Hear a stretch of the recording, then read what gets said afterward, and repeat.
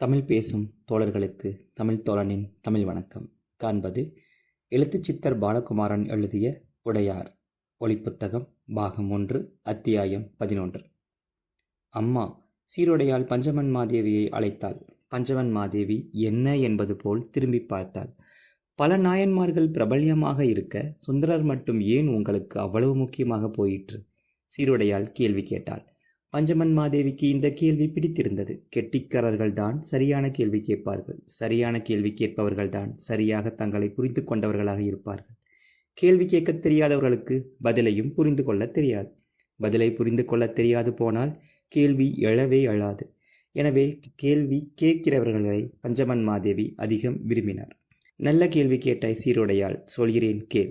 சுந்தரர் ஒரு கெட்டிக்கார அந்தனர். வாழ்க்கையை நன்கு அனுபவிக்க வேண்டும் என்ற எண்ணமுடையவர். பலர் போற்ற படிக்க வேண்டும், நல்ல உத்தியோகத்தில் அமர வேண்டும், நிறைய பொற்காசுகள் சம்பாதிக்க வேண்டும், அழகனாக விளங்க வேண்டும். அடடா, எவ்வளவு அழகு என்று பெண்கள் போற்ற வேண்டும். அப்படி போற்றிய பெண்களை இவர் ஓரக்கண்ணால் கவனித்து சந்தோஷப்பட வேண்டும். சபைக்கு நடுவே, அது வயதானவர்களின் சபையாக இருந்தாலும் இளையவர்கள் நிறைந்த சபையாக இருந்தாலும், தானே முன்னின்று பேச வேண்டும், தன் குரலை அங்கு எடுபடல் வேண்டும் என்ற சாதாரண உத்வேகங்கள் கொண்டவர். சுந்தரமூர்த்திக்கு அழகிருந்தது, அறிவிருந்தது, முன்னேறுகிற ஆசை இருந்தது. ஆனால் அதில் இறை நினைப்பு கலக்கவில்லை. நாலா பக்கங்களும் நாலா விஷயங்களிலும் மனம் பரவிற்றே தவிர எந்த விஷயங்களையும் இறை நோக்கி எடுத்து போகின்ற சிந்தனை ஏற்படவில்லை.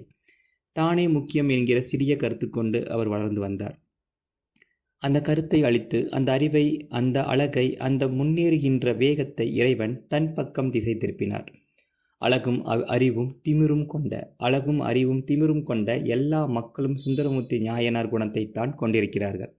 அந்த குணத்துக்கு நடுவே இறை உணர்வு கலந்துவிட்டால் அந்த அறிவுக்கும் அழகுக்கும் அர்த்தம் ஏற்படுகிறது. இல்லையேல் நாசம் விளைவிப்பவையாக மாறி மற்றவர்களுக்கும் சேதம் விளைவித்து தாங்களும் மோசமாக அழிந்து போகிறார்கள். நான் இல்லாத இடத்தில் உன் அறிவும் அழகும் திமிரும் எதற்கும் பயன்படாது என்பதை இறைவன் சுந்தரமூர்த்தி நாயனார் சரித்திரத்தின் மூலம் நமக்கு சொல்கிறார்.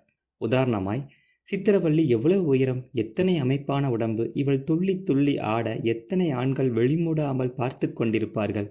இத்தனை ஆண்கள் பார்க்கும்படியான ஆட்டம் தெரிந்த அந்த பெண்மணி ஆடுகிற போது வெறுமே காம இச்சை தூண்டுகின்ற பாடலுக்கு மட்டும் ஆடுவதால் என்ன புண்ணியம்? இந்த ஆட்டத்தை இவள் எத்தனை நாள் ஆடுவாள்? 5 வருடம் அல்லது 10 வருடம். பிறகு இவளை ஏறிட்டு பார்ப்பார் எவரும் இல்லை. இதே ஆட்டத்தை இறைவன் பக்கம் திசை திருப்பி இறைவன் பெயரை சொல்லி இறைவன் மகிமையை சொல்லி ஆடினால் இவள் சகலரும் ஞாபகம் வைத்துக் கொள்வார்கள். 20 வருடம் கழித்து பார்த்தாலும் கைகூப்பி வணங்குவார்கள். நீங்கள் அன்று இறைவன் பெயர் சொல்லி பாடி ஆடினீர்களே, அன்று நான் மனம் மாறினேன், அதற்காக உங்களுக்கு நன்றி என்று சொல்வார்கள். ஆக உன் கலையும் உன் அழகும் உன் அறிவும் உன் திமிரும் நல்ல விஷயங்களுக்கு பயன்படுவதுதான் முக்கியமே ஒழிய வெறும் ஆட்டத்திற்கு அல்ல, வெறும் மனித இச்சைகளை தீர்ப்பதற்காக அல்ல. மனிதர்கள் இங்கு உண்மையாக எதை கற்றுக்கொள்ள வேண்டுமோ அதை நீ கற்றுக்கொண்டு மற்றவருக்கும் கற்றுக் கொடுப்பதே உன்னுடைய அழகுக்கும் அறிவுக்கும் நீ செய்கிற மரியாதை. பஞ்சவன் மாதேவி உரத்து பேச 2 பெண்களும் திகைத்து போனார்கள். வாழ்க்கை முழுவதும் சுந்தரமூர்த்தி நாயனார் சாதாரண மனிதராகவே இருந்தார். தனக்கு என்ன வேண்டுமோ அதையெல்லாம் தயங்காமல் இறைவனிடம் கேட்டார். எதற்கு கேட்டாரெனில், இறைவனை புகழ்ந்து பாடுவதற்கு எது உபயோகமோ, எது தனக்கு தேவையோ அதை கேட்டார். திருமண நேரத்தில் அவரை பிரித்து வெளியே கூட்டி வந்த இறைவன் திருவாரூரில் பறவையார் என்கிற தேவரடியாரோடு சேர்த்து வைத்தான். பறவையார் தேவரடியார்தான். ஆனால் அரசரையோ செல்வந்தரான வியாபாரியையோ அவள் விரும்பவில்லை. இறைமயமான ஒரு ஆணுக்காக அவள் காத்திருந்தாள். அப்படி காத்திருந்த பறவையாருக்கு சுந்தரமூர்த்தி நாயனார் கிடைத்தார். தானே வழிய போய் அவளை நேசிப்பதாய் சொன்னார் சுந்தரர். பறவையாருக்கு அவரை உடனே பிடித்து விட்டது. அறிவும் ஞானமும் இறைத்தன்மையும் கொண்ட ஒரு மனிதரை சந்தித்து விட்டோம் என்ற மகிழ்ச்சியில் உடனே அவர் பாதங்களில் விழுந்து தன்னை அவரிடம் அர்ப்பணித்து கொண்டாள். அவருடன் சேர்ந்து வாழ்ந்து அவர் இடைத்தொண்டு மேம்பட மிகவும் உதவினாள். அவர்கள் இருவருடைய வாழ்க்கையும் இறை வாழ்க்கையாக போயிற்று. அம்மா சித்திரவள்ளி வாஞ்சியுடன் கூப்பிட்டாள். பஞ்சவன் மாதேவி அந்த விழிப்புக்கு நிகழ்ந்து போய் திரும்பி பார்த்தார். நீங்கள் சுந்தரமூர்த்தி நாயனாரையும் பறவையாரையும் பற்றி பேசுகிறீர்களா, அல்லது உங்களையும் ராஜராஜ சோழரையும் நினைத்து பேசுகிறீர்களா? பஞ்சவன் மாதேவி இந்த கேள்விக்கு திகைத்து போனாள். கை நீட்டி சித்திரவள்ளியின் கழுத்தை இழுத்து வளைத்து அணைத்து கொண்டார். நீ சொல்வது சரி.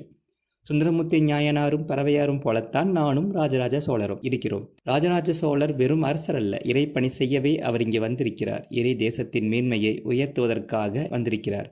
நமது நாகரிகத்தை எல்லா திசைகளிலும் பரப்புவதற்காக வந்திருக்கிறார். மக்கள் நலனுக்காக வந்திருக்கிறார். அவருக்கு என்னால் ஆன உதவிகளை செய்யத்தான் நான் பிறந்திருப்பதாக நினைக்கிறேன். என் நாட்டமும் பாட்டமும் அறிவும் அழகும் அதற்காகத்தான் கொடுக்கப்பட்டிருக்கிறது என்பதை புரிந்து வைத்திருக்கிறேன். உங்களுக்கும் எனக்கு கிடைத்தது போல இறைப்பணி செய்கிற புருஷர்கள் கிடைக்கட்டும். அம்மா, தொலைவில் குதிரை சத்தம் கேட்கிறது. சித்திரவள்ளி துள்ளி எழுந்து நின்றாள். அந்த சத்தத்தை சீருடையாலும் கவனித்து கேட்டாள். ஆமாம் அம்மா, 2 குதிரைகள் வரும் சத்தங்கள் கேட்கின்றன. ஆமாம் அம்மா, 2 குதிரைகள் வரும் சத்தங்கள் கேட்கின்றன. 2 குதிரைகளின் சத்தங்களா? எனக்கு கேட்கவே இல்லையே. பஞ்சவன் மாதேவி காதை கூர்மையாக்கி கொண்டு கவனித்தார். தெள்ளத் தெளிவாக கேட்கிறது அம்மா. பழமர் நேரி பக்கம் இருந்துதான் சத்தம் வருகிறது. பஞ்சவன் மாதேவிக்கு சற்றென்று வருத்தம் பற்றி கொண்டது. சற்று வயதானாலும் புலன்கள் முழங்க துவங்கிவிடுமோ? 33 அகவைதான் ஆகிறது. ஆனாலும் உடம்பில் லேசாக ஒரு தொய்வு தெரிகிறது. விண்ணென்று திமிரி கிடந்த உடம்பு இப்போது இல்லை. நான் இழுத்து கட்டிய வில் போல் ஒரு வேகத்தோடு கூடிய செயல்கள் செய்ய முடியவில்லை. எல்லாவற்றிலும் ஒரு நிதானம், மென்மை வந்துவிட்டது. எதுவும் லேசான சந்தேகத்திற்கு பிறகே தெளிவாகிறது. இது புலன்களின் அழிவா அல்லது மனதின் முதிர்ச்சியா? யோசித்தார். எந்த முடிவுக்கும் வராமல் அவர்கள் சொன்னதை மட்டும் வாங்கிக் கொண்டு ஆவலுடன் எழுந்து நின்றார். குதிரைகள் சத்தம் வருகிறதா என்று கூர்மையுடன் கேட்டார். இல்லை, அவருக்கு குதிரைகளின் சத்தம் கேட்கவே இல்லை. மறுபடியும் ஒரு மெல்லிய சோர்வு பஞ்சவன் மாதேவியை பற்றி கொண்டது.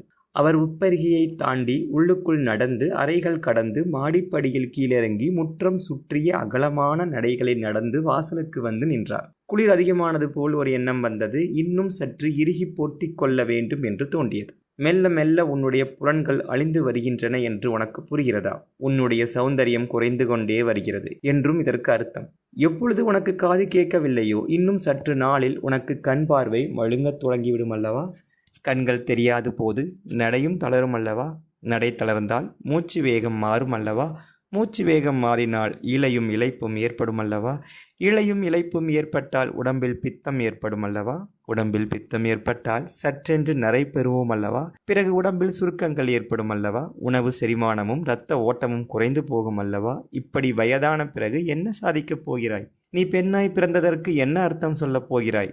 மனம் அவரை கேள்வி கேட்கத் துவங்கியது. அவர் எந்த பதிலும் இல்லாமல் இருட்டை நோக்கி வெறுத்து பார்த்தார். அந்த பஞ்சமன் மாதேவியை ஊர் முழுவதும் கொண்டாடுவது எனக்கு புரிகிறது. ஆனால் தேவரடியார் அழகி, நல்ல பேச்சுக்காரி, அரசரை சரியாக இனங்கண்டு கொண்டு தன் கைக்குள்ளேயே போட்டு கொண்டவள். அவளால் பல பேர் பல உதவிகள் பெற முடியும் என்று நினைத்து அவளை சுற்றி சுற்றி வருகிறார்கள். எல்லாம் புரிகிறது. ஆனால் நீயும் கொண்டாடுகிறாயே, அதுதான் எனக்கு புரியவில்லை என்று செம்பியன் மாதேவியார் ஒருமுறை உலக மகாதேவியிடம் கேட்க, வந்த இரவே அருள்மொழியிடம் சொல்லி இங்குள்ள வேலைக்காரர்களுக்கு வருமானத்தை உயர்த்தி கொடுக்க அவளால் முடிகிறதென்றால் வேறு என்னதான் செய்ய முடியாது?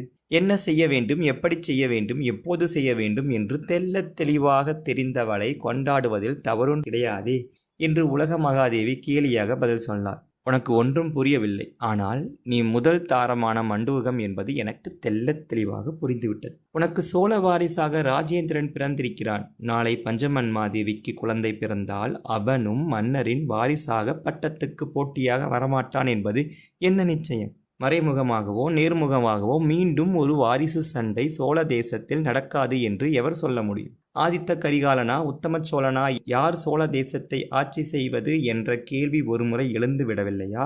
உத்தம சோழனா, ராஜராஜனா என்று மறுபடியும் இன்னொரு முறை இந்த கேள்வி எழவில்லையா? ஒவ்வொரு தலைமுறையிலும் சோழ தேசம் இந்த கேள்வியை சந்தித்துத்தான் ஆக வேண்டுமா? இன்னொரு ஆதித்த கரிகாலன் கொலையும் இன்னொரு உத்தம சோழன் மறைவும் இந்த தேசம் சந்திக்கத்தான் வேண்டுமா என்று செம்பியன் மாதேவி உரத்து புலம்ப, பட்ட மகிழ்ச்சி உலக மகாதேவி முகத்தை பொத்திக் கொண்டு ஓடிப்போய் அறைக்குள் உட்கார்ந்தவள்தான். எழுப்பிச்சோறு போட 3 நாட்கள் ஆயிற்று. பஞ்சவன் மாதேவி, தயவு செய்து யாருக்கு வேண்டுமானாலும் பட்டம் கொடு, ஆனால் என் மகனை கொன்று விடாதே என்று பட்ட மகிழ்ச்சி பஞ்சவன் மாதேவியிடம் வந்து அழ, பஞ்சவன் மாதேவி திகைத்து போனார்.